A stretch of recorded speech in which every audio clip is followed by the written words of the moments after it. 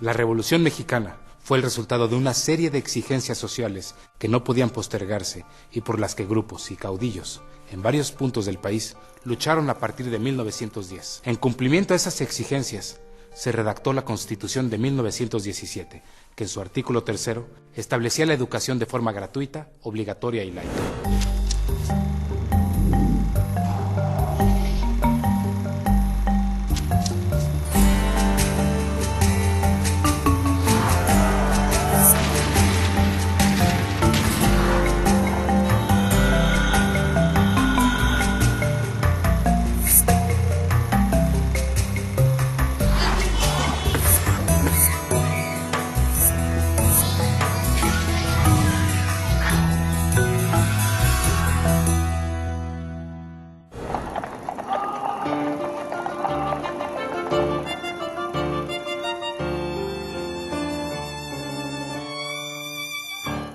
Esta es la historia de las diferentes experiencias y modelos implementados para consolidar ese objetivo durante la época postrevolucionaria, un periodo fundamental para la formación del México moderno.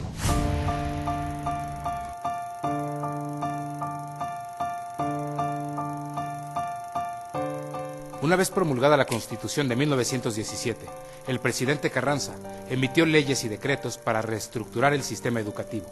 Desmanteló la Secretaría de Instrucción Pública y Bellas Artes para que sus funciones quedaran a cargo de los ayuntamientos y gobiernos estatales.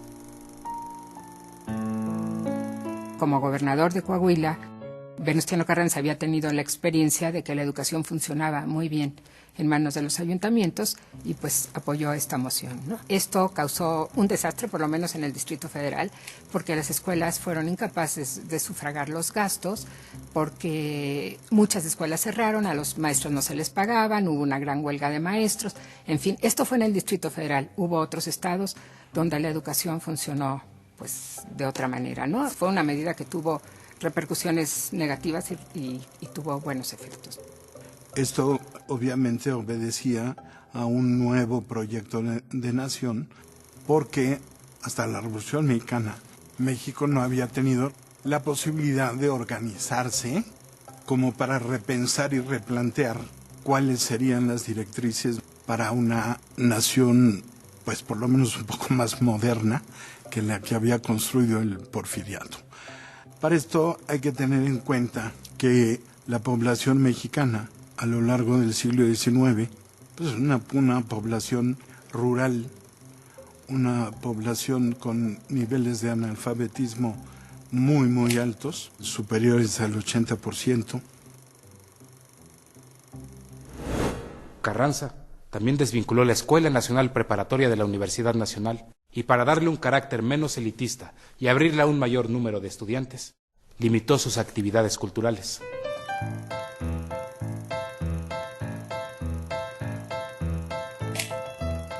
Intenta ser una universidad más práctica, no una universidad con un carácter tan humanista como era la de Justo Sierra. Incluso carreras como ingeniería, por ejemplo, incorporan estudios petroleros, en fin, este tipo de cosas. Se abre una escuela de odontología, se abre la escuela de ciencias químicas, en fin, se trata de hacer una educación más práctica y que llegue a un mayor número. Venustiano Carranza fue asesinado en mayo de 1920.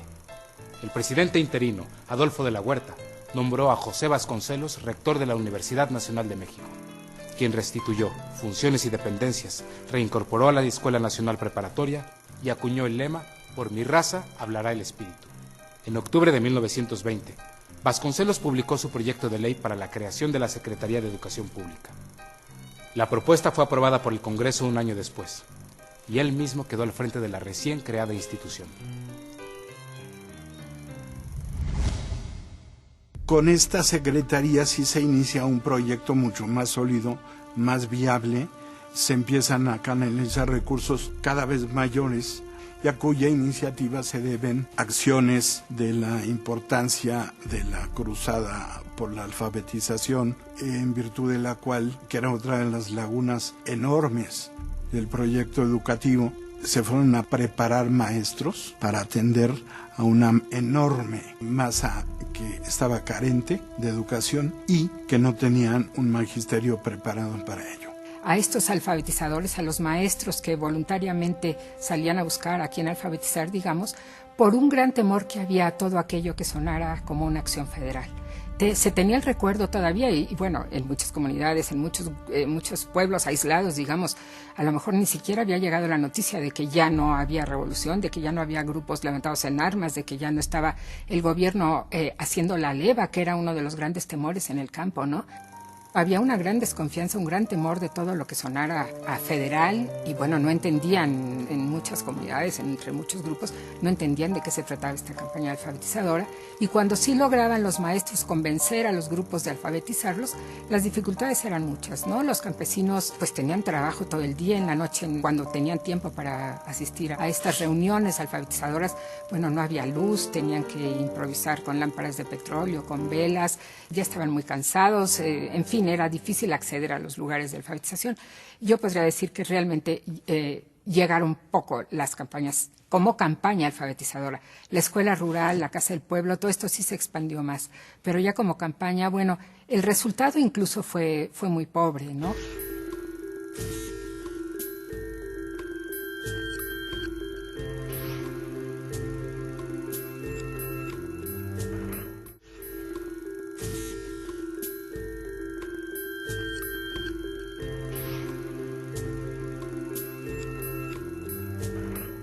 La visión educadora de Vasconcelos provenía de experiencias personales, de su participación en el Ateneo de la Juventud y sus lecturas de los clásicos griegos, las ideas filosóficas de Friedrich Nietzsche y las políticas de Máximo Gorki, entre otros pensadores. Los talleres gráficos de La Nación pasaron a depender de la SEP y se publicaron obras fundamentales de la literatura universal, además de libros técnicos que servirían de apoyo a los docentes. Vasconcelos también impulsó una política cultural que incluía la música, el teatro y la pintura. Invitó a Roberto Montenegro, Diego Rivera, David Alfaro Siqueiros, Jean Charlotte, José Chávez Morado y varios artistas más para que pintaran sobre los muros del recién inaugurado edificio de la SEP y los de la Escuela Nacional Preparatoria. La prensa de la época, cuando se acercó un periodista a hablar con uno de los diputados del Congreso que aprobó en lo general y en lo particular la creación de la Secretaría de Educación Pública y preguntó que qué se podía esperar para las poblaciones indígenas de nuestro país a partir de la creación de la SEP. Y este funcionario contestó, casi literalmente lo voy a citar, pues ahora sí nuestras poblaciones aborígenes podrán finalmente incorporarse a la cultura. Esto me parece muy interesante porque evidencia el hecho de que el proyecto educativo de la Revolución fue un proyecto que no tomó en consideración las enormes diferencias étnicas, regionales y sociales que hay en México y se trató de amalgamar bajo un solo criterio y bajo una sola estrategia, algo que ha resultado, hasta la fecha, imposible. Durante el gobierno de Plutarco Elías Calles entre 1924 y 1928, se modificó la política educativa y en las escuelas primarias se aumentaron las actividades manuales y corporales. La nueva pedagogía impulsó el ideal callista de unir el estudio y el trabajo. El niño debería aprender haciendo, mediante labores en el taller, el campo o la parcela. El gobierno de Calles preservó muchas de las cosas que hizo Vasconcelos, incluso varias de las obras clásicas todavía no estaban editadas, estaban en prensa o estaban programadas y salieron durante el primer año del gobierno de Calles. Pero fundamentalmente la labor editorial de Calles sí dio un gran sesgo y tuvo un carácter eminentemente popular. Sí, lo que publicó Calles fundamentalmente fueron folletos instructivos para la población, para los trabajadores. Desde un principio Calles dijo que la preocupación de su gobierno iban a ser las masas campesinas y rurales, ¿no? Bueno, el mundo rural. Tenía la preocupación de hacer de México un país económicamente independiente que se parara en sus propios pies para contrarrestar pues, el efecto de Estados Unidos. Entonces su gran preocupación fue formar a los campesinos. Entonces echó a andar estas escuelas, las escuelas centrales agrícolas, impulsó la escuela rural.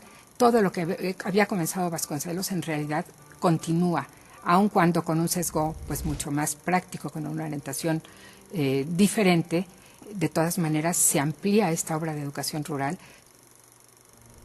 Durante el gobierno de Calles, también se le dio seguimiento a la salud psíquica de los alumnos. Se alentaron los experimentos psicológicos para probar la inteligencia de los indígenas y se creó la Casa del Estudiante Indígena. La secundaria y las escuelas técnicas se convirtieron en una alternativa para los alumnos que concluían la primaria. En 1929, la Universidad Nacional obtuvo el Estatuto de Autonomía y quedó establecida como Universidad Nacional Autónoma de México. Al comenzar la década de los años 30, se agudizaron las polémicas en torno al socialismo, en pro o en contra. Durante la gestión del presidente Abelardo Rodríguez, cuando Narciso Bassols fue secretario de Educación, hubo manifestaciones públicas que pugnaban por reformar la enseñanza laica y darle un sentido socialista, particularmente durante la segunda convención ordinaria del Partido Nacional Revolucionario, realizada en diciembre de 1933. Evidentemente, este concepto de socialismo era un concepto muy ambiguo, bastante impreciso y, en mi opinión, pues con poca sustancia de socialismo real. Pero claramente tenía un sentido progresista, tenía un sentido profundamente laico y hablaba en el nuevo texto de una educación apta para la comprensión racional del universo y de la sociedad. Y esto me parece que también es muy significativo porque pone en claro un concepto que de alguna manera era también un concepto dogmático. La educación en México, no la posrevolucionaria, sino desde 400 años antes, ha sido una educación que ha tenido como sustento una visión dogmática de la realidad. Es decir, se trata de una educación que es una educación en muchos sentidos metafísica, libresca, repetitiva y que apela a la participación del educando en términos de desarrollar sus capacidades mnemotécnicas, en mucha más medida que sus capacidades creativas y que sus capacidades de abstracción. Cuando Lázaro Cárdenas llegó a la presidencia en 1934, los proyectos culturales dieron un viraje al creciente radicalismo que vivía el mundo occidental. El marxismo soviético estaba dividido entre el comunismo de Stalin y el de León Trotsky, que, perseguido, se refugió en México en 1937, gracias a las gestiones del pintor Diego Rivera, quien logró que el presidente Cárdenas le diera asilo político. Al mismo tiempo, la Iglesia conminaba a todos los católicos para que impidieran por cualquier medio que se estableciera y difundiera la enseñanza socialista. Lo que yo le puedo decir es que eso no lo podría yo decir como un logro de Cárdenas. Al contrario, yo creo que el logro que hizo Cárdenas es multiplicar las escuelas en el campo. En toda esa escuela rural que vemos todavía algunos edificios por todo México, fue idea de él. Realmente Cárdenas se ocupó mucho del campo, que era tan importante porque México entonces era un país rural. Los planes de estudio en las escuelas normales y regionales incluían el socialismo científico y la historia del movimiento obrero. En las primarias y secundarias, los programas seguían el modelo de la Unión Soviética y se buscaba el contacto de los estudiantes con los centros de trabajo y organizaciones obreras para darle a conocer a los jóvenes los esfuerzos nacionalistas del gobierno. Con la creación en 1936 del Instituto Politécnico Nacional para la formación de profesionistas en carreras vinculadas sobre todo a la tecnología y la ciencia, Cárdenas le dio un impulso decisivo a la educación media y media superior.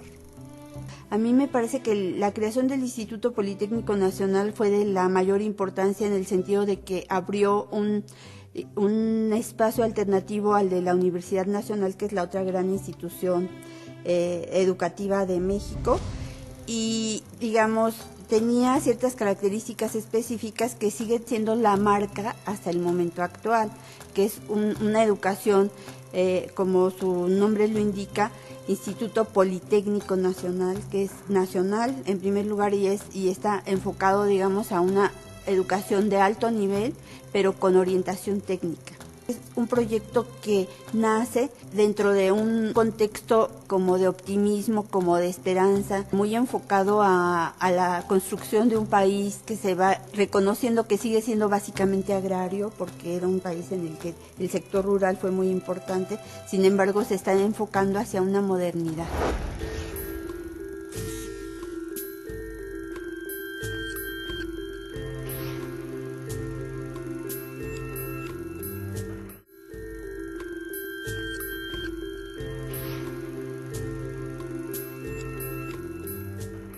Al momento de su fundación, el Instituto Politécnico Nacional estaba integrado por escuelas de diversos campos que hasta ese momento habían fungido de manera independiente, como la Escuela Superior de Comercio y Administración, fundada en 1890, la Escuela Nacional de Medicina Homeopática, establecida en 1895, la Escuela Superior de Construcción y la Escuela Superior de Ingenieros Mecánicos y Electricistas, fundadas en 1932, y la Escuela de Bacteriología, creada en 1934. Se incorporaron también al IPN las escuelas que comprendían la educación prevocacional y vocacional, correspondientes al nivel medio y medio superior. El gobierno a mi cargo le impartirá un franco impulso para hacer que la enseñanza corresponda a las necesidades y aspiraciones legítimas que tiene el pueblo mexicano. Con la expropiación petrolera se presentó una situación muy particular. Se habían marchado del país la mayoría de los técnicos que trabajaban en las compañías extranjeras y con ello se creaba una oportunidad sin precedente para que la ingeniería se desarrollara y consolidara en México. No está de más recordar la nacionalización petrolera pues iba a requerir de técnicos expertos, porque buena parte de los técnicos que trabajaban en las compañías como el Águila y todas estas, pues no eran mexicanos. Entonces, yo creo que básicamente estos dos elementos, el control directo del Estado por una parte y por otra parte la necesidad y conveniencia de fomentar carreras técnicas, profesionistas técnicos, son las que en el fondo explican la creación del Politécnico. La Universidad Nacional no atendía algunos campos disciplinarios que quedaban bien cubiertos con el Politécnico. A partir de ese momento, se incrementaron notablemente las actividades de exploración y perforación, en las cuales participaron egresados del IPN, particularmente ingenieros y técnicos de la Escuela Superior de Ingeniería Mecánica y Eléctrica y de la Escuela Superior de Ingeniería y Arquitectura. Para consolidar el régimen político, en marzo de 1938, el Partido Nacional Revolucionario se transformó en Partido de la Revolución Mexicana, PRM, que se integró con 4 sectores: el obrero de la Confederación de Trabajadores de México, CTM, el agrario con la Confederación Nacional Campesina, el popular, integrado por elementos de la clase media como maestros, profesionistas y otros grupos sociales, y el sector militar. Particularmente, los maestros se agruparon en el Sindicato de Trabajadores de la Enseñanza de la República Mexicana. Lo que había anteriormente era una fragmentación de organizaciones magisteriales que daba lugar a muchísimos, problemas, suspensión de clases, pugnas intergremiales, etcétera. Entonces fue un proyecto de el general Cárdenas, tratar de que el sindicalismo de los maestros se agrupara en una sola agrupación. Pero aunque él trató y hizo muchísimo porque esto se diera, él durante su sexenio no se logró. De hecho, la consolidación de un sindicato único ya se da durante el gobierno de Ávila Camacho. A finales del gobierno cardenista, el número de primarias federales, escuelas secundarias, internados indígenas y escuelas regionales había aumentado considerablemente. El índice de analfabetismo entre los mayores de 10 años disminuyó del 69% que existía en 1910 al 51%. Los programas de la SEP servían de norma en casi todos los estados. Los textos escolares y publicaciones oficiales hablaban de justicia social y las series SEP y Simiente exaltaban valores como la cooperación y la lucha de clases. A partir de 1938 y ante la amenaza de una guerra mundial, Cárdenas frenó su política radical, aunque fundó en Morelia, Michoacán, una escuela para albergar y educar a los niños españoles que llegaron al país como refugiados de la guerra civil. Y la idea de educar al pueblo de México con una visión socialista, que me parece que era una iniciativa en contra de todavía la tradición eclesiástica católica que tenía la educación en México, ¿no? Entonces ahí la idea de una educación científica, de una educación laica y de una educación socialista, bueno, pues era una idea perfectamente coherente con la política cardenista y con ese carácter jacobino que tenía el gobierno de Cárdenas. Pero las circunstancias internacionales cambiaron y el énfasis de la política económica cardenista, que estaba centrada en el sector primario de la economía, en esta coyuntura a la que me referí, pues dio un vuelco y un viraje, y entonces el interés se centró en el sector secundario. En febrero de 1939, Cárdenas creó el Instituto Nacional de Antropología e Historia y nombró al arqueólogo Alfonso Caso como su primer director. Con el tiempo, el INAH se consolidaría como una de las instituciones académicas y científicas más importantes del país. Desde entonces, se ha dedicado a la investigación, conservación y difusión del patrimonio cultural mexicano. Al terminar el periodo presidencial de Lázaro Cárdenas, México era un país mayoritariamente rural con una población aproximada de 20 millones de habitantes, que empezaba a cosechar frutos en su estructura económica y social, pero que todavía vivía momentos de tensión política derivada de las reformas de su gobierno. Después de un proceso electoral difícil, el general Manuel Ávila Camacho asumió la presidencia de la República en diciembre de 1940.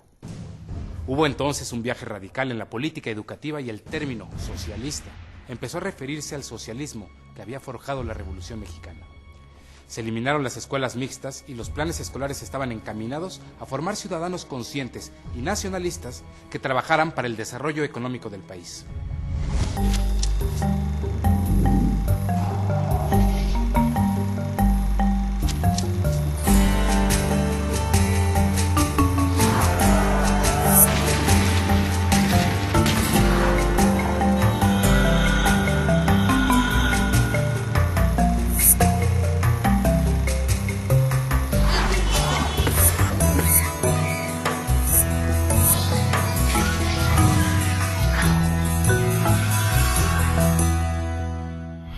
Esta es la historia de la educación en México a mediados del siglo XX, una época de grandes transformaciones para el país y sin duda para la vida estudiantil.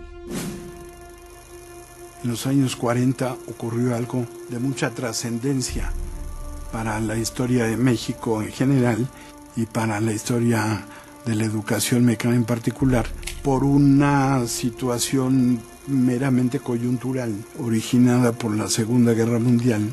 La producción de bienes de consumo en Estados Unidos, que era nuestro principal proveedor, se desplomó y dio lugar a un proceso que se conoce como de sustitución de importaciones y en otro sentido que se define como un proceso de industrialización que permitió efectivamente a partir de 1945 registrar las mayores tasas de crecimiento del Producto Interno Bruto pues en la historia del país.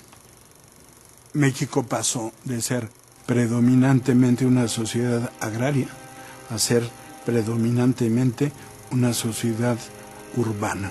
Se crearon los estratos medios, se desarrollaron y en este proceso, con toda evidencia, jugó un papel destacadísimo el sistema educativo, porque la planta industrial y la planta de servicios en una tendencia de crecimiento constante estaba demandando cuadros calificados que únicamente podían ser dotados por el subsistema de educación superior. Jaime Torres Bodet, diplomático y escritor, se hizo cargo de la SEP en diciembre de 1943. Retomó la idea de la alfabetización y emprendió una intensa campaña con niños y adultos, revisó planes escolares e impulsó a la construcción de escuelas con la iniciativa privada. También capacitó al magisterio, que ese mismo año se unificó en torno al Sindicato Nacional de Trabajadores de la Educación, CENTE. No sería exagerado decir que Torres Bodet es la figura central en el constructor de la idea educativa del México contemporáneo. Es un educador de grandes vuelos que tuvo muchísima importancia no solo como educador, sino como funcionario y como humanista.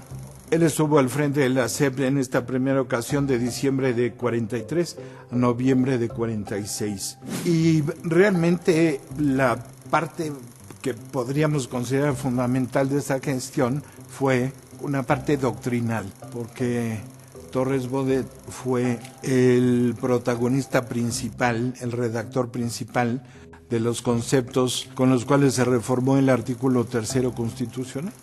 Se dejó atrás la idea de la educación socialista y es la visión de la educación pública que prevalece hasta la fecha. Una educación básicamente nacionalista. Torres Bodet era un joven intelectual, escritor del grupo Contemporáneos. Entonces él llega, digamos, a la Secretaría de Educación Pública y una de las cosas que hace, a mí me parece que de la mayor importancia, es una campaña por la alfabetización. El otro aspecto que me parece fundamental es que él logró la unificación del Sindicato Nacional de Trabajadores de la Educación, es decir, de los maestros de todo el país en un solo sindicato. Esto es muy interesante porque fue una labor política muy fina. En diciembre de 1945 se reformó el artículo 3 constitucional, que en vísperas del cambio presidencial señalaba: la educación que imparte el Estado-Federación, estados y municipios, tenderá a desarrollar armónicamente todas las facultades del ser humano y fomentará en él, a la vez, el amor a la patria. Hubo una gran controversia respecto a el significado distinto que le dieron grupos antagónicos a lo que era la educación socialista, y finalmente tuvo poca vigencia, diría yo, o sea, en los hechos, y ya hacia finales de la época del general Cárdenas y principios de Ávila Camacho ya era muy claro que eso se tenía que cambiar, y eso explica en gran parte la última gran reforma del artículo 3 del siglo XX, que es la que se hace en la época de Ávila Camacho, y que le quita de nuevo el carácter socialista. Al finalizar la Segunda Guerra Mundial, el panorama político internacional y nacional había cambiado. Ante las nuevas circunstancias, en México se hicieron ajustes, y uno de ellos fue transformar el Partido de la Revolución Mexicana en Partido Revolucionario Institucional. Miguel Alemán, el primer presidente civil del México postrevolucionario, expresó que las reglas de su juego político serían crecimiento económico y estabilidad. El problema era cómo superar las deficiencias, cuando la escolaridad de la mayoría de la población mayor de 15 años apenas llegaba a segundo grado. A pesar del impulso del régimen alemanista, el cuadro educativo estaba geográficamente desequilibrado. Las zonas rurales permanecían aisladas, mientras que en las urbanas la vida empezaba a modernizarse rápidamente. Yo creo que la prioridad educativa del gobierno de Miguel Alemán fue la educación superior. La educación superior no había sido atendida de manera prioritaria por ninguno de los gobiernos revolucionarios. Durante los primeros años de la presidencia de Miguel Alemán, Jaime Torres Bodet ocupó el cargo de secretario de Relaciones Exteriores y entre 1948 y 1952 fue el segundo director general electo de la Organización de las Naciones Unidas para la Educación, la Ciencia y la Cultura, UNESCO, por sus siglas en inglés. La gestión de Torres Bodet es considerada como una de las más brillantes e innovadoras. Preocupado por la educación, realizó aportes de gran importancia para la reconstrucción de los sistemas educativos de los países devastados por la Segunda Guerra Mundial. Además, proyectó a México y su cultura al ámbito internacional y fundó el Centro de Cooperación por la Educación de Adultos en América Latina y el Caribe, CREFAL, en Pátzcuaro, Michoacán. Torres Bodet fue designado secretario general de la UNESCO. Hay que recordar que este organismo fue creado a partir de las naciones que signaron el triunfo en la Segunda Guerra Mundial y que constituyeron las Naciones Unidas. Y dentro de las Naciones Unidas, la Organización Internacional de las Naciones Unidas, este organismo especializado que se dedicaba a la educación. Me parece que sin duda fue una distinción para México haber nombrado a Torres Bodet como secretario general.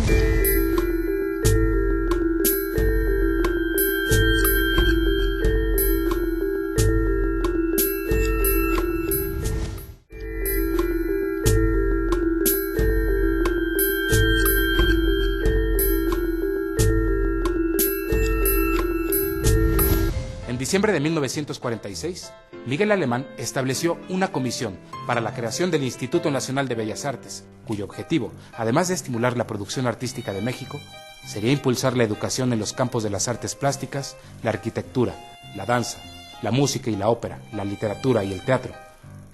Desde entonces, el INBA se ha encargado del resguardo de obras de valor estético adquiridas por legado o donación. Entre 1954 y 1958, el director de Bellas Artes, Miguel Álvarez Acosta, impulsó proyectos educativos y le dio un giro radical a la promoción de la cultura en México, al fundar institutos regionales en todo el país. Desde su fundación en el siglo XVI, las escuelas y facultades de la universidad habían estado distribuidas en diversos edificios del centro histórico de la Ciudad de México, en el llamado Barrio Universitario, ubicado al noreste del Zócalo. Desde 1928 hubo un proyecto para construir una ciudad universitaria, pero fue hasta 1945, durante el gobierno de Ávila Camacho, que se aprobó una ley para llevarlo a cabo. Un concepto en donde quedarían integrados las diferentes facultades y escuelas en un campus, en donde además se incorporarían otras actividades que estaban consideradas como altamente convenientes y benéficas para la comunidad estudiantil, como era la práctica del deporte. Y entonces se convoca un proyecto arquitectónico de conjunto que quedó bajo la responsabilidad de dos arquitectos muy prestigiados en ese momento en México, que eran Pani y Del Moral, y ellos elaboraron un proyecto de conjunto. Y la idea fue hacer grupos disciplinarios con un enorme campus central que brindara solaz y facilitara la convivencia entre los alumnos, y además que fuera una ciudad fundamentalmente peatonal. Pani y Del Moral convocaron a una pléyade de arquitectos y de ingenieros, y el rector Luis Garrido puso la primer piedra de lo que sería la Facultad de Ciencias, si no estoy mal, en septiembre de 1950, y con eso se puso en marcha el proyecto de construcción para la educación superior más ambicioso en la historia del país. Para hablar de la parte artística, participaron una pléyade de artistas en donde encontramos nombres como Alfaro Siqueiros, que tuvo a su cargo esos maravillosos murales de la Torre de Rectoría, Chávez Morado, Diego Rivera, que fue el encargado del mosaico que engalana el Estadio Olímpico, o Gorman con ese mural magnífico de la Biblioteca Central, Francisco Eppens, Rosendo Soto, o sea, un conjunto de artistas que hicieron pintura mural y mosaicos, todo en conjunto. Nos explica claramente por qué hoy eso está considerado Patrimonio Cultural de la Humanidad. El 20 de noviembre de 1952, el presidente Miguel Alemán hizo la solemne entrega de las instalaciones, y 2 años después, en la primavera de 1954, durante el gobierno de Adolfo Ruiz Cortines, se inauguraron los primeros cursos en el campus universitario. El doctor Nabor Carrillo fue designado rector y en los años siguientes modificó los sistemas administrativos de la UNAM, dotó de bibliotecas y laboratorios a las facultades, y los institutos científicos recibieron un gran impulso. Fue una obra diseñada para dar cabida a 25,000 estudiantes, y al año siguiente de su estreno, de su ocupación, que fue en 1954, las instalaciones estaban saturadas y empezó un proceso de ampliación que se detuvo hasta la época del doctor Soberón, porque tuvo un éxito tal la ciudad universitaria que estimuló una demanda de ingreso verdaderamente sin precedentes en México, y no solo de México, sino una cantidad de solicitudes de estudiantes del extranjero. Durante su administración, el presidente Adolfo Ruiz Cortines aumentó el presupuesto de la SEP y el Sindicato Nacional de Trabajadores de la Educación, el CENTE, era la única representación del magisterio en el país.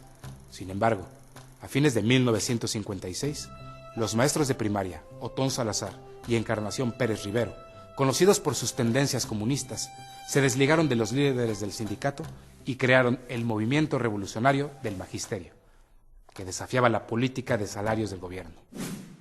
La razón de la movilización de los maestros del Distrito Federal, en la sección 9, que son los que agrupan los maestros de primaria y de preescolar, se da por varias razones. En primer lugar, había habido un deterioro del sueldo magisterial y bueno, pues esto, como tú sabes, siempre crea descontento.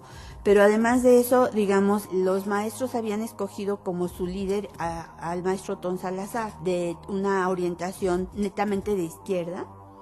Y entonces el Sindicato Nacional de Trabajadores de la Educación, que para esto se había ido convirtiendo poco a poco en un sindicato, digamos, controlado por un pequeño grupo, no estaba de acuerdo con la orientación que estaban tomando los maestros del Distrito Federal. Es muy interesante, yo estudié con cuidado esto y fue interesante porque además en 1958 el movimiento de maestros se combinó con el movimiento de ferrocarrileros, con el movimiento de electricistas, con telegrafistas, es decir, fueron grandes movilizaciones que, digamos, tuvieron su centro de gravitación en la Ciudad de México. Cada uno tenía sus propias demandas, pero digamos un punto de unión, sobre todo con los ferrocarrileros, era el tema de la democracia sindical.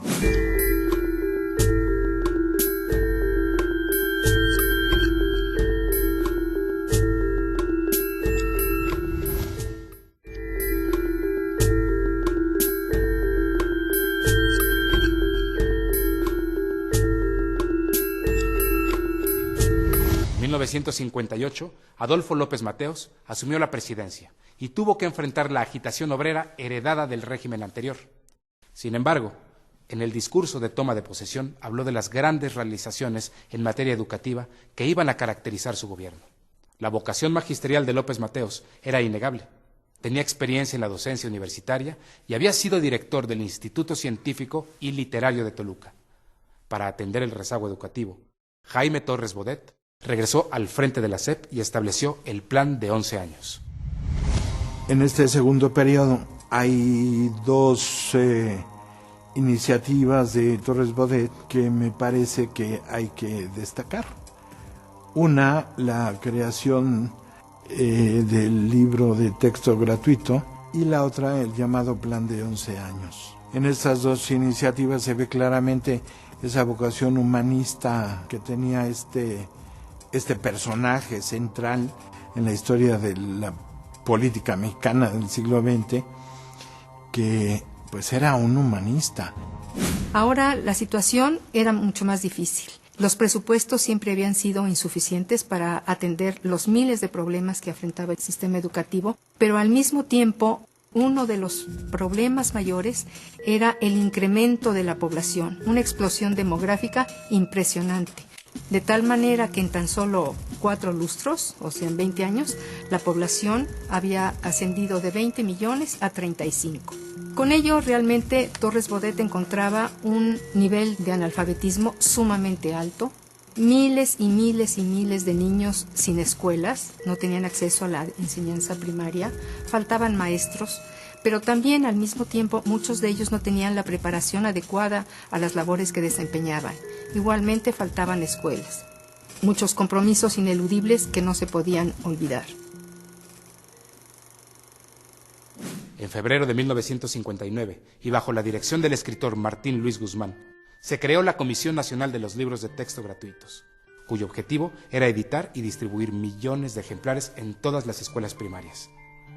Aunque en un principio se invitó a distintos artistas plásticos, la CONALITEG tomó la decisión de uniformar con una sola ilustración las cubiertas de los libros para la enseñanza básica. Se eligió la alegoría de la patria mexicana de Jorge González Camarena, que se utilizó hasta 1972. En los primeros 5 años de distribución del libro de texto gratuito se repartieron más de 100 millones de ejemplares, lo cual pues no deja de ser una proeza, porque el financiamiento, la organización, la redacción de los libros, pues sí, era una empresa muy complicada. Y Martín Luis Guzmán convocó a un grupo de personalidades intelectuales de primer orden que le dieron forma a la comisión y en consecuencia al proyecto. Entre estos podemos mencionar a José Gorostiza, a Agustín Yáñez, a un matemático de la UNAM de mucho prestigio y de mucha calidad académica, que era el doctor Alberto Barajas, Arnaiz Cifreg, a Gregorio López. Y bueno, echaron a andar este proyecto de libro de texto gratuito, el cual se enfrentó a muchas reticencias y a muchos obstáculos en el mundo intelectual, cultural y educativo de México. Era una empresa titánica. ¿Cómo repartir? Todos los medios de comunicación se emplearon. Ferrocarril, avión, hasta la forma más elemental para llegar en burros a las comunidades tan alejadas, ¿no? Realmente la aceptación en general de la población fue extraordinaria. Llegaron a la Secretaría de Educación miles de cartas de agradecimiento. Para muchos de ellos eran los primeros libros de texto que tenían. Pero bien, antes de que aparecieran estos textos, que salieran ya a la luz y empezaran a circular, el gobierno, las autoridades empezaron a preparar el camino, empezaron a dar noticia de lo que se estaba haciendo, pero esto lógicamente únicamente se enfocaba al aspecto de la gratuidad. El Estado iba a proporcionar todos estos textos, pero para ayudar especialmente a los más necesitados y pudieran seguir sus estudios. Una de las aristas que me parecen muy cuestionables del libro de texto, que es una uniformidad ideológica de carácter oficialista, ¿no? El libro de texto, en lo que tiene que ver con historia, con civismo y con ciencias sociales, está plagado de una serie de ideologías que evidentemente corresponden a los intereses de coherencia del poder establecido.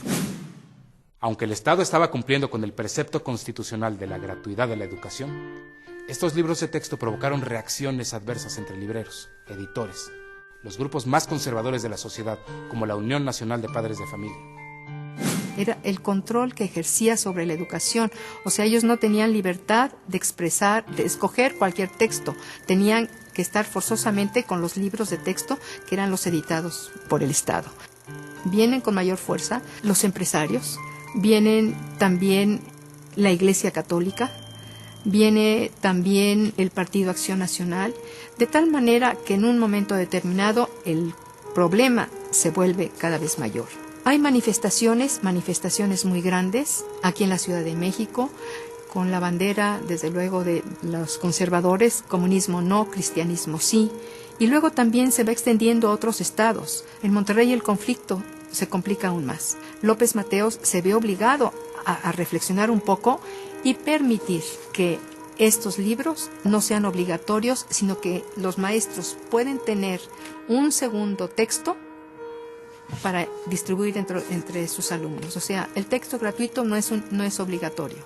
Pueden dar la oportunidad de otros textos, pero únicamente complementarios. En 1965, ya durante el sexenio de Gustavo Díaz Ordaz, el secretario de Educación, Agustín Yáñez, organizó una comisión que analizara los problemas educativos que había en el país y propusiera soluciones. La crisis social y política se reflejaba en la educación y había un ambiente de tensión en varios sectores. A pesar del corporativismo imperante, grupos de maestros, obreros y estudiantes, como en otros países, se organizaban para manifestar su rechazo al autoritarismo y a favor de los derechos civiles, la libertad y la democracia. En julio de 1968, una riña sin aparente importancia, pero con provocadores infiltrados, entre estudiantes de la preparatoria Isaac Ochoa Terena, incorporada a la UNAM, y alumnos de la Vocacional 2 del Instituto Politécnico Nacional, marcó el origen del movimiento estudiantil, que paulatinamente fue tomando las calles de la ciudad. Bueno, el caso es que se desata la movilización y Contrariamente a lo que el gobierno federal esperaba, el señor rector de la UNAM se puso al frente de una manifestación estudiantil y mandó poner la bandera de la explanada de Rectoría a media asta, haciendo una declaración sobre la violación de la autonomía universitaria por las fuerzas públicas. Entonces esto fue algo inusitado, me parece que es un evento único en la historia del aparato público en México. No quiero insinuar de ninguna manera que él haya sido opositor al gobierno federal, pero sí, y en esto creo que se puede ser enfático, que era un personaje de una probidad tal que fue coherente con su concepto de lealtad y con su concepto de deberes como rector de la universidad y como representante de la comunidad universitaria, y él hizo lo que estaba dentro de su conciencia hacer. Y esto le valió, obviamente, la enemistad de Díaz Ordaz.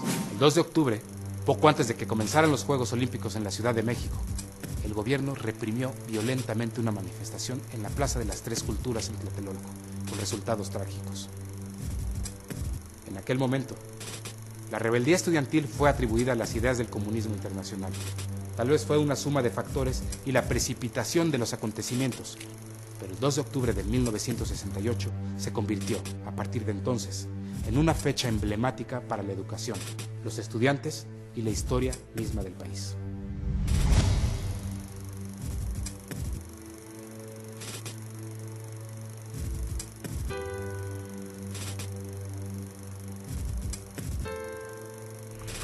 Alentada por los procesos económicos, sociales y culturales que se desencadenaron a partir de los años 70, la sociedad mexicana comenzó a transformarse rápidamente. El elevado crecimiento demográfico implicó un importante reto en política educativa y durante los sexenios de Luis Echeverría y José López Portillo, que marcaron el tránsito del país por la década de los 70s, las grandes líneas de acción fueron reforma y modernización, descentralización de la SEP y educación para todos.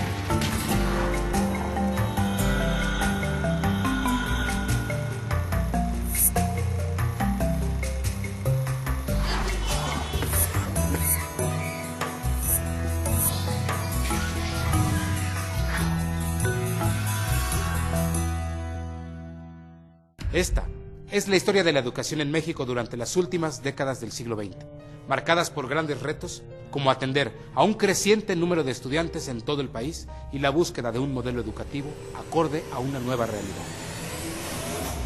La década de los 70 constituye, en términos de política gubernamental, una respuesta a los retos que planteaba una sociedad que ya no cabía en los estrechos márgenes de las décadas anteriores. Así el régimen de Luis Echeverría planteó una estrategia en dos sentidos, uno que llamaban de apertura democrática y otro que llamaban de desarrollo compartido. Todo eso fue la base, la plataforma sobre la cual se implantó un esquema de reforma educativa muy característico del echeverrismo, un esquema aperturista, un esquema democratizante, según algunos, pero también, y esto hay que destacarlo, un esquema de contención política. Hay una historia muy desigual. De hecho, en muchas entidades del país, los gobiernos fueron creando y fortaleciendo sus propios sistemas educativos. Los secretarios de Educación Víctor Bravo Aúja, Porfirio Muñoz Ledo y Fernando Solana trabajaron para establecer un Plan Nacional de Educación. Se actualizaron los programas de estudio, los métodos de enseñanza y se reformularon los libros de texto gratuitos. Se incorporó el estudio de las matemáticas a través del método de conjuntos y se le dio impulso al estudio de la ciencia. La idea de Solana es crear, digamos, lograr que todos los niños tengan educación. Y se logra bastante, ¿eh? Tenemos todavía 56 lenguas y dialectos indígenas. Entonces, a veces no hay maestros para enseñar en un pueblo lejano. Bravo Aguja pensó en eso porque, pues, siendo de Oaxaca, pues él pensaba mucho en la educación indígena. La modernización que se implementa en los 90s es más bien una vuelta, como le llaman en Estados Unidos, una vuelta a return to the basics, es decir, a lo básico, la enseñanza de la lengua y la enseñanza de las matemáticas. Toda la línea central, me parece, es alcanzar a una población que históricamente no había sido cubierta por el servicio educativo.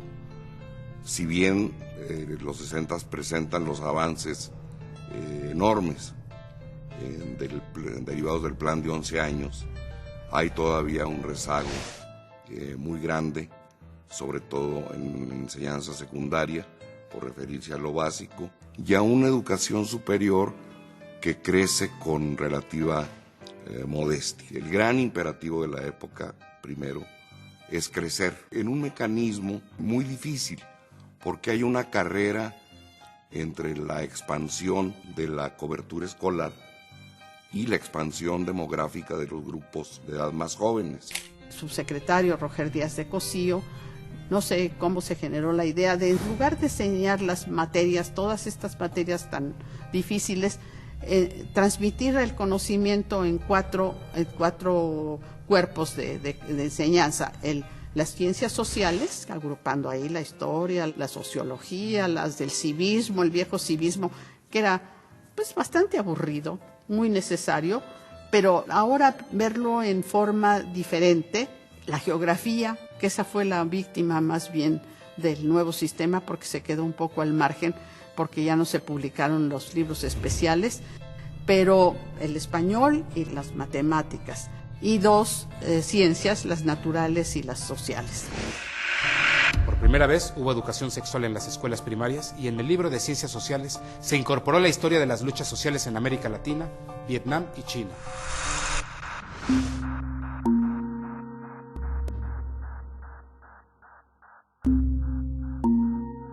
Todo ello genera una gran inquietud en sectores conservadores de la sociedad mexicana, pero embona de una manera muy interesante en el esquema reformista que plantea Echeverría.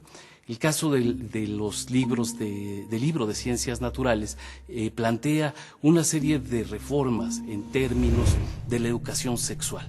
Y esto, como se podrá imaginar, genera también una enorme inquietud en sectores conservadores, en sectores de la Iglesia, en la Unión Nacional de Padres de Familia, que ven con horror el cuerpo de una mujer desnuda en el libro de Ciencias Naturales. Sin embargo, hay que reconocer que estas reformas lo que buscan es atender un problema enorme de desinformación en la niñez mexicana.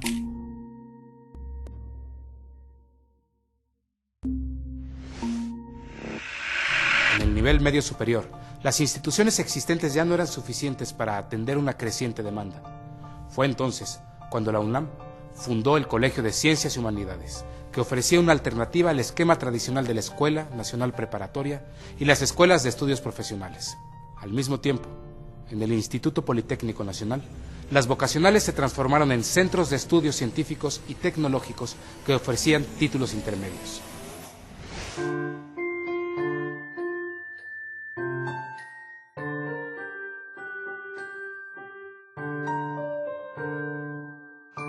Y luego las demás instituciones, por supuesto, la Universidad Autónoma Metropolitana, que no solamente ilustra la creación de una institución, sino que ilustra la creación de otro tipo de universidades, bajo esquemas pedagógicos y organizativos novedosos y muy de avanzada.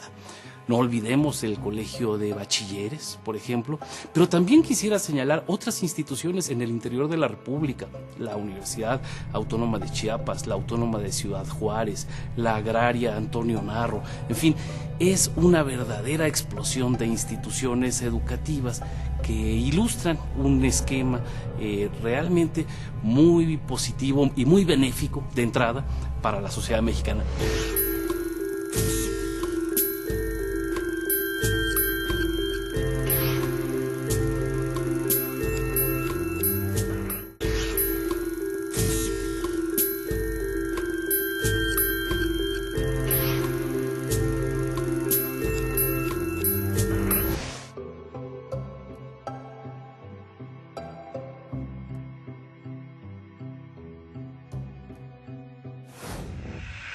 Para promover la investigación científica, se creó el Consejo Nacional de Ciencia y Tecnología, CONACYT, así como el Centro de Estudios Superiores en Antropología Social, CIESAS. En este periodo, también se emitieron diversas leyes en materia educativa, entre ellas la Ley Federal de Educación de 1973 y se formuló el Plan Nacional de Educación 1976-1982. Y en ese plan nacional ya se identifican una serie de variables que van a ser recurrentes a lo largo de las décadas siguientes. Se identifica el problema del rezago educativo, se identifica también en ese plan nacional el tema de la calidad. O sea, de calidad en México parecería que hoy se nos ocurrió a algunos hablar de calidad.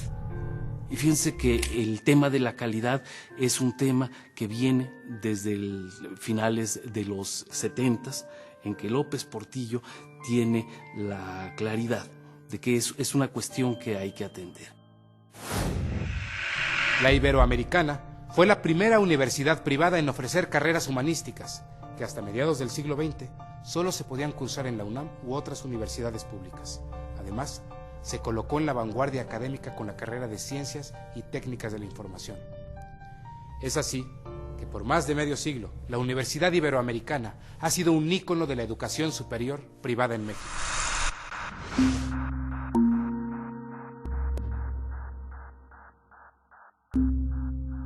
Podríamos decir que la educación privada siempre ha existido. A veces se le ha llamado privada, a veces se le ha llamado particular. Pero desde tiempos de la colonia existían maestros particulares que daban clases especiales a los niños. Sin embargo, en los términos en que la conocemos ahora, como educación particular o privada, se remonta más bien hacia principios del siglo XX, cuando hay una real separación entre lo que es la educación oficial, la impartida por el Estado, y aquella que van a impartir los particulares, pero fundamentalmente las órdenes religiosas. Creo que es ahí cuando realmente se construye este concepto de educación particular o privada. A finales del siglo XIX, la escuela privada era una alternativa a la escuela estatal, influida por la filosofía positivista y atea. Aunque durante el Porfiriato la educación se mantuvo en manos del Estado, se hicieron concesiones a las escuelas confesionales. Distintas órdenes religiosas se establecieron en México y fundaron escuelas de nivel primaria, secundaria y preparatoria.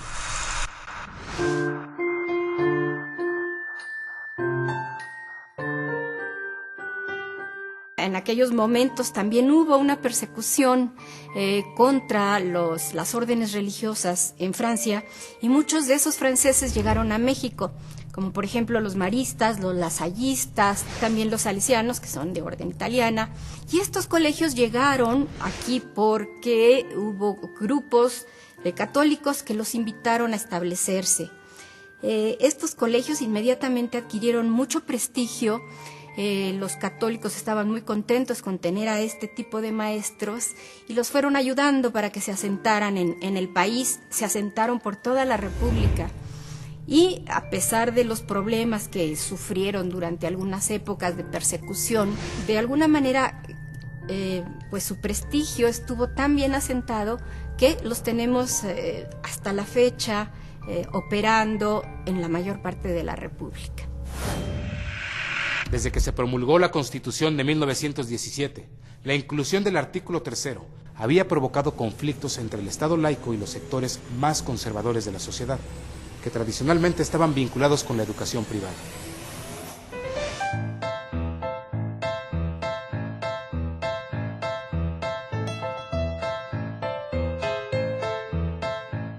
Pues creo que sí, fue un parteaguas muy importante. Buena parte de la educación que se impartía tenía una fuerte connotación religiosa. Aún en la educación oficial existía la materia de religión. Al convertirse verdaderamente en laica la educación, pues esto va a afectar fuertemente a todos los grupos católicos, sobre todo, que impartían la educación. Y bueno, esto va a crear un malestar muy profundo en estos grupos que van a estar luchando porque esta laicidad de alguna manera se elimine. Y va a ser una lucha que va a durar casi un siglo.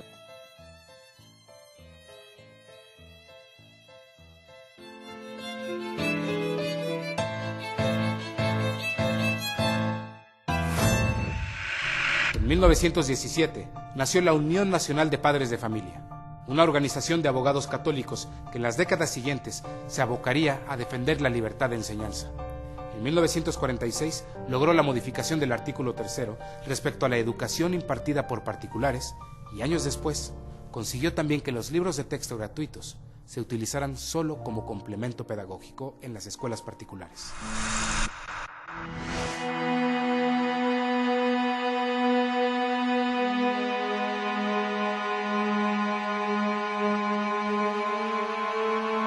Los libros de texto gratuito que pues finalmente fueron un regalo a los niños de México, sobre todo a las clases más necesitadas que no tenían manera, ¿no?, de tener ningún otro tipo de texto, fueron cuestionados por la Unión más que por ser gratuitos, por ser únicos.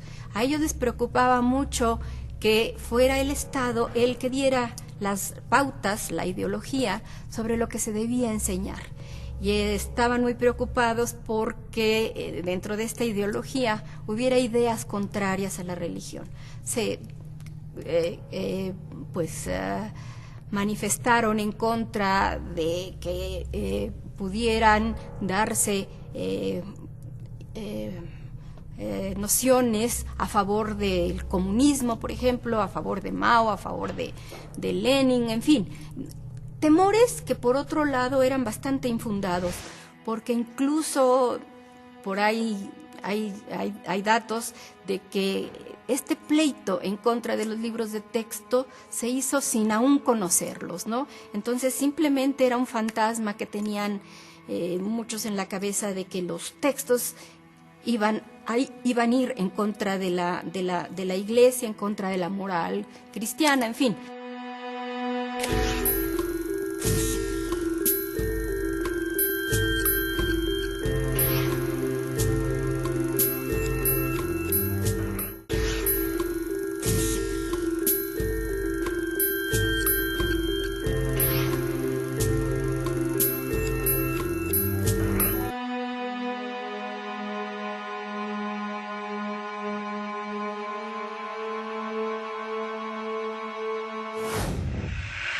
Además de los colegios católicos en México, existen escuelas particulares, laicas y mixtas de larga tradición como el Colegio Americano, el Colegio Alemán, el Liceo Franco-Mexicano y los que fundaron los refugiados españoles como el Colegio Madrid y el Luis Vives, cuyos alumnos durante muchas generaciones han recibido educación de excelencia, además de tener la ventaja de estar en contacto con el idioma y la cultura de otros países.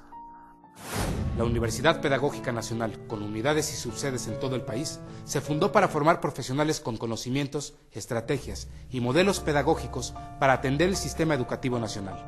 Al mismo tiempo, el Consejo Nacional de Fomento Educativo empezó a ocuparse de las zonas rurales y marginadas.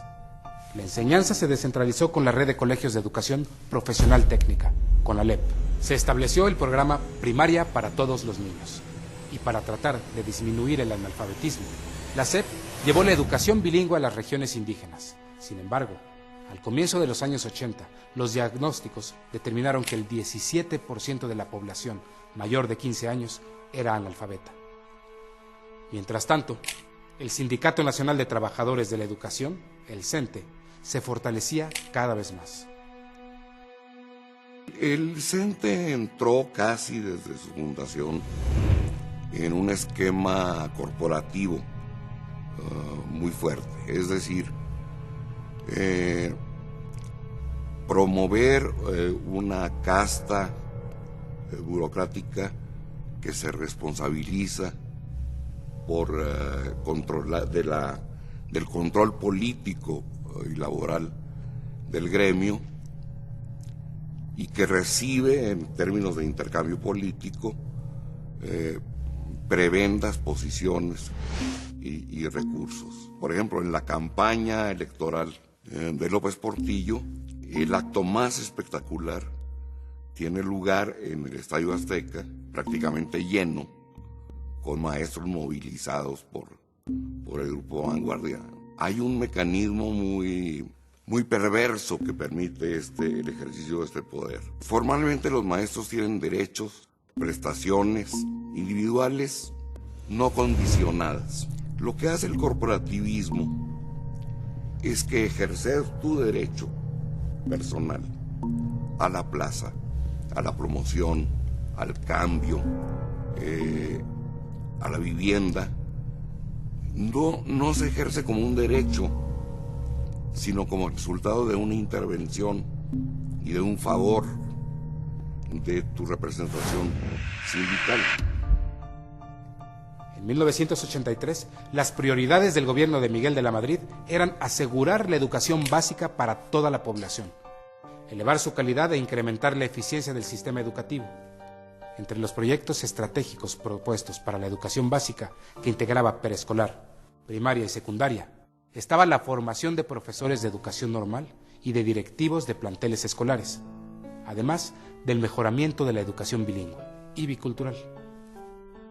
Sin embargo, la intención gubernamental sobre planes y programas educativos se puso a prueba por la crisis económica y el impulso al modelo macroeconómico que reducía el gasto social y frenaba el impulso a la educación.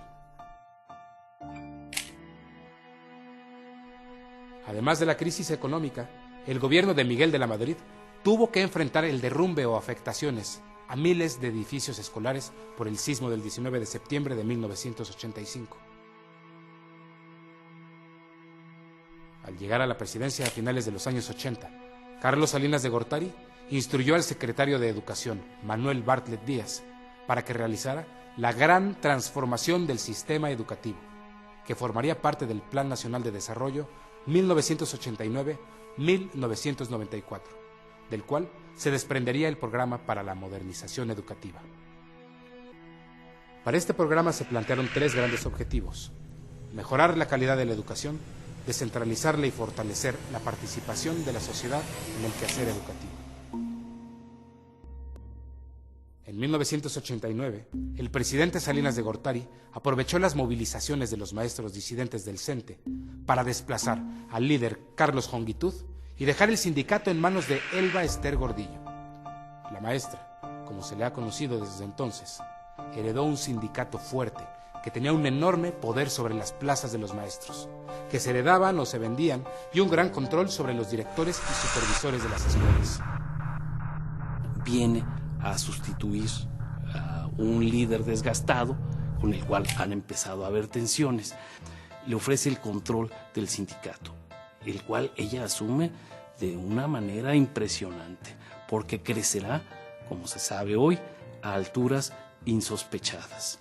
Y Salinas dará una imagen en esos primeros años de su gobierno de un presidente que no pacta con truanes, que no pacta con gángsters.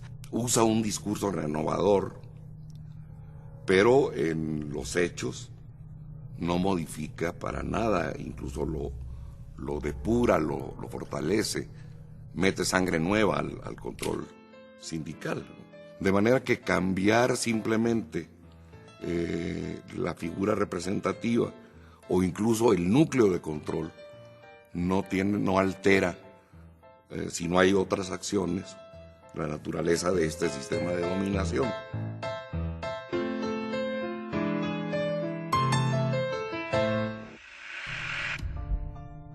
En los años 90, distintos estudios detectaron que había graves limitaciones en la cobertura educacional, alfabetización y acceso a la educación básica. Los resultados de las evaluaciones también dejaron ver que en las escuelas de educación básica no se proporcionaba a los alumnos un conjunto adecuado de conocimientos, habilidades y capacidades para contribuir a su desarrollo en un mundo cada vez más globalizado. Al mismo tiempo, la Secretaría de Educación Pública creó instituciones culturales en todo el país.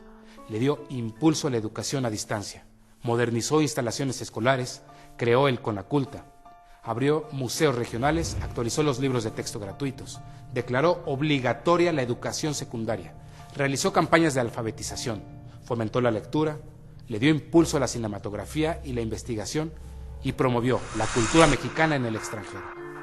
Durante el gobierno de Ernesto Zedillo, el último del siglo XX, con la consigna de la educación al servicio del desarrollo, se volvieron a asumir compromisos de reorganización del sistema educativo a través de la reformulación de programas, materiales y contenidos. El discurso gubernamental puso gran énfasis en la educación de calidad. Se creó el Sistema Nacional de Evaluación y la SEP intentó consolidar la descentralización de los servicios educativos.